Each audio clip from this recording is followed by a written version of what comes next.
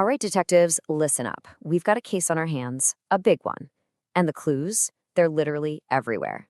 Welcome to our special investigation, the Matter Mystery. Okay, but here's the thing. I can't solve this one by myself. No way. I'm gonna need your help. You'll need a super sharp eye and a really curious mind. So, what do you say? Are you ready to become a matter detective and help me solve this thing?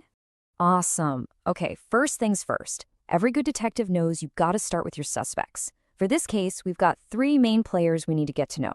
So let's get our briefing. Okay, here's our first file. Suspect number 1 is the solid. Now, its main clue, its MO, if you will, is that it's pretty stubborn. It always keeps its own shape and its own size. You can't change it. That means it has a fixed shape and a fixed volume. Remember that, detective. It's super important. All right, next up, we've got suspect number 2, the liquid. Now, this one is a total shapeshifter. It doesn't have its own shape at all. Nope. Instead, it just takes the shape of whatever container you put it in. A real master of disguise, right? But here's the catch. It always takes up the same amount of space. And our last suspect.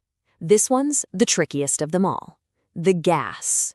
I'm telling you, this one's a real escape artist. It has no definite shape and no definite volume.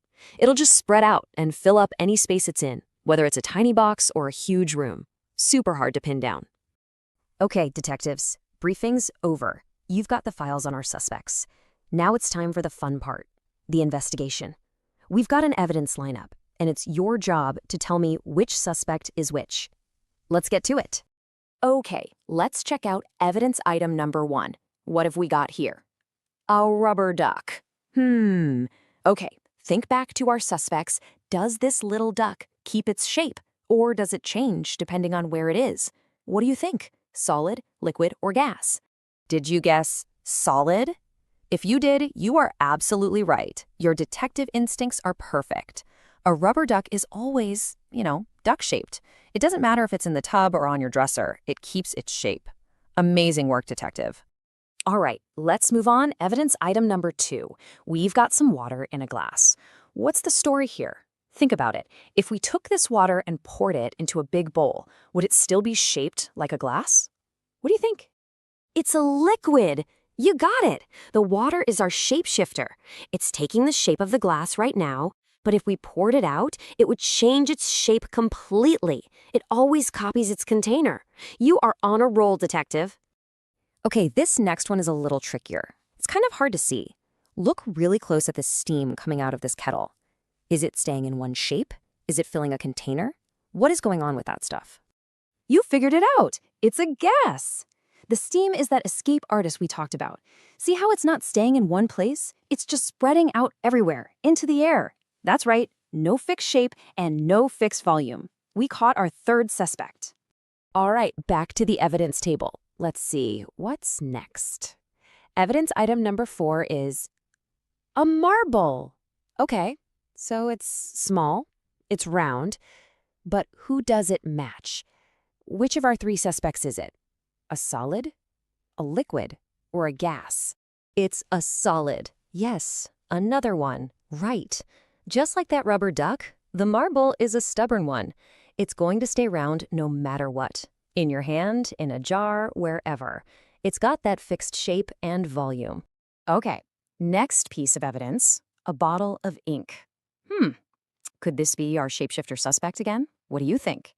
Look at the ink inside the bottle. Is it making its own shape, or is it just doing whatever the bottle tells it to do?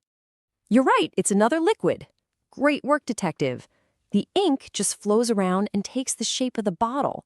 It's acting exactly like the water we saw before. That's our shapeshifter, for sure. All right, detective, this is it, our last piece of evidence. And guess what? You can't even see it. We're talking about the air inside this balloon. So, which one of our suspects is hiding in there? And the culprit is gas, of course. The air is our escape artist. It doesn't have a shape of its own, so it just spreads out and fills up the entire balloon. And if you popped it, that air would just zoom out and fill the room. And that's a wrap. The investigation is officially over. You looked at all the evidence and you nailed every single one. So let's head back to headquarters for a quick review and we can finally crack this case wide open. So let's put it all together. Here's the final case file. Everything we learned. First up, solids. They've got a fixed shape and a fixed volume. Easy peasy. Then we have liquids, our shapeshifters. They have no fixed shape, but they do have a fixed volume. And finally, gases, the escape artists. They're totally wild, no fixed shape and no fixed volume. These are the three big clues you need to solve pretty much any matter mystery out there. And with that, I think we can say, case closed. You did it. Congratulations. You are now an official certified matter detective. But, a detective's job is never really over. I've got one last mission for you. Okay, so here's your final mission. It's a big one.